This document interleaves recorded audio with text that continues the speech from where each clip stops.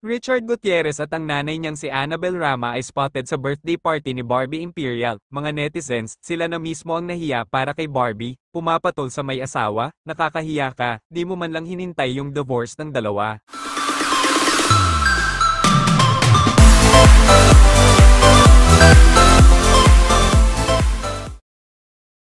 Huli sa kamera ang pagdalo ng mag-ina na sina Richard Gutierrez at Annabel Rama sa 26th birthday party ng aktres na si Barbie Imperial. Ito ay matapos ay bandera ng batikang singer na si Vina Morales ang ilang mga kaganapan sa selebrasyon na uploaded sa Instagram stories niya.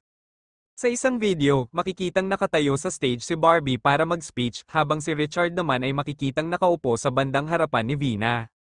Bukod dyan, makikita rin ang isang group photo na kasama ng singer ang aktor na lahat sila ay nakaputing damit.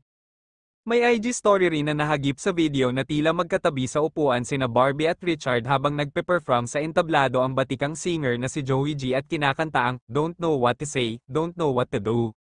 May post din si Vina na iniharap niya ang kamera kay Annabel at nang tinawag niya ito ay agad namang ngumiti. Kung matatandaan, unang nakitang magkasama sina Barbie at Richard sa isang gastropub sa Alabang, Muntinlupa City noong January 6. Kasunod yan ay pinagpiestahan sa social media ang ilang litrato ng dalawa na namamasyal sa Myeongdong na isang kilalang shopping destination sa South Korea. At recently lamang ay nag-viral ang picture ni Barbie na present sa burol ng yumaong sister-in-law ni Richard na si Alexa Gutierrez na namatay dahil sa leukemia.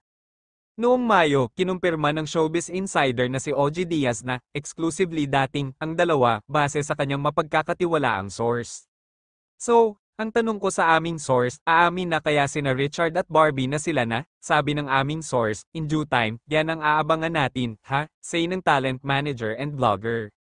Kung matatandaan, ang dating misis ni Richard na si Sara Labotti ang nagkumpirma na hiwalay na sila ng dating mister matapos aminin sa entertainment reporter na si MJ Felipe na siya ay kasalukuyang single. Nang tanungin naman siya tungkol sa pagkakalink ni Richard kay Barbie sa isang press con, ang sagot lamang niya ay, no reaction.